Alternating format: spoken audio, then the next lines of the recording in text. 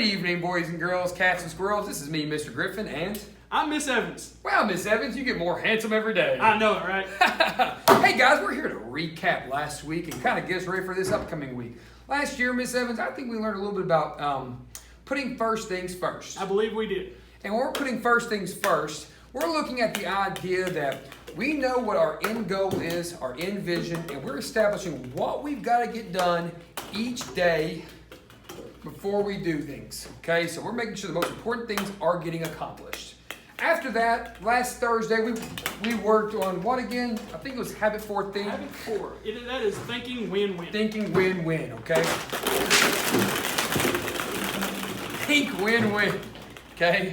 If we were to think win-win, what would we do, Mr. Steersman? We make sure that whatever we're doing, both sides come out winners. Now, what happens if neither side should win? Should we just walk away from that situation? Nope, gotta fix it. Gotta fix it, okay. Yeah, no, I understand that.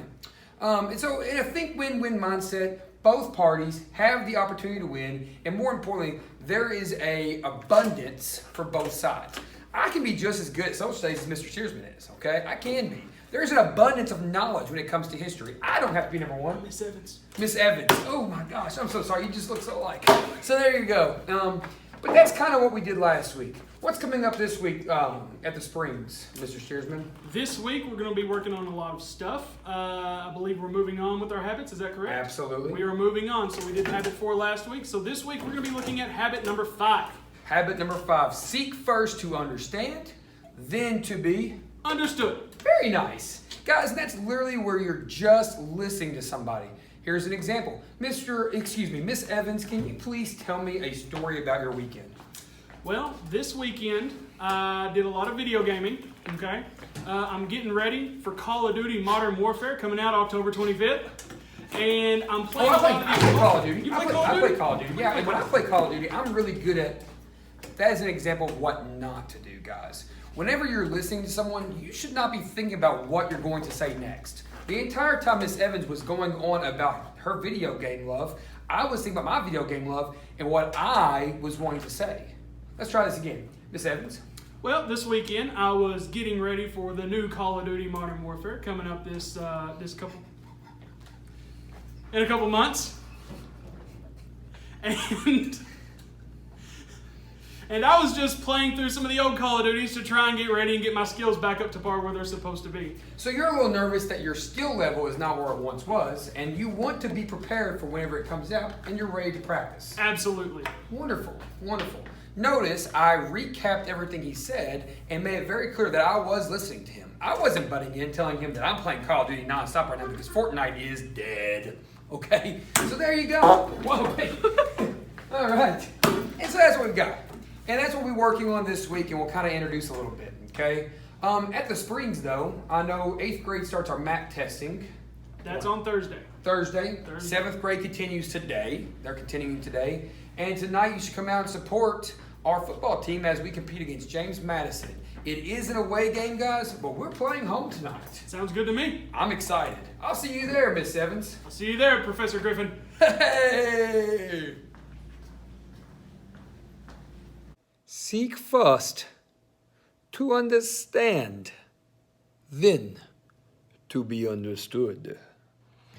Lately, I've been thinking, I want you to be happier. I want you to be happier. Oh, hey guys, it's just me, Mr. Griffin, reading literature again.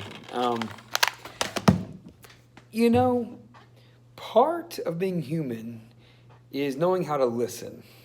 It is so important that we practice listening to other people. More times than not, we find ourselves listening to somebody in hopes of replying to whatever they're saying, as opposed to actually hearing what they're trying to tell you. I call it going into autopilot. That's when I'm listening to somebody, replying with the stereotypical, yeah, huh, oh girl, no she didn't. You've been there, okay? But when we start using empathetic learning strategies, where we're actually listening, we're not pretending, and we're trying to see what the other person is going through, and we reflect with them on their encounters, that person's going to feel much better about themselves and will be willing to do the same thing for you.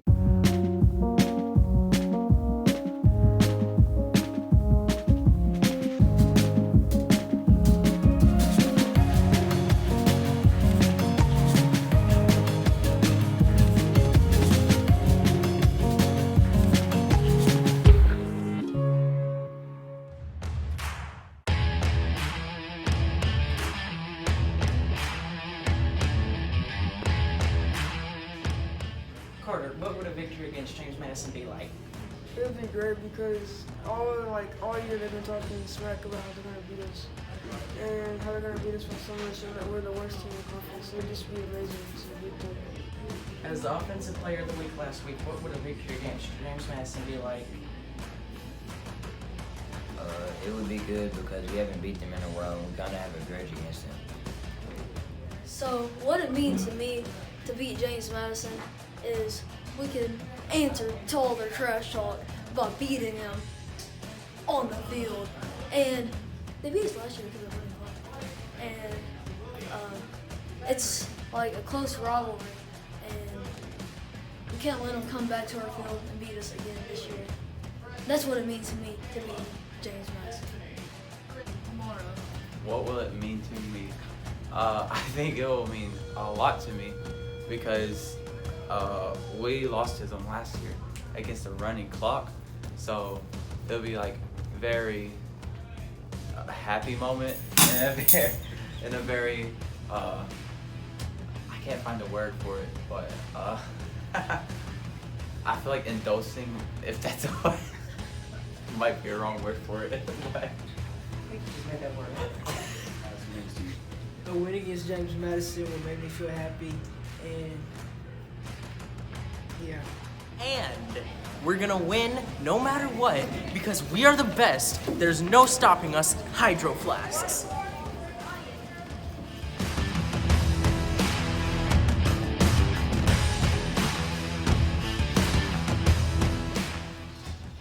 Oh wait, are we going? In a while, and we kind of have a rivalry. Ooh, I messed up. All right.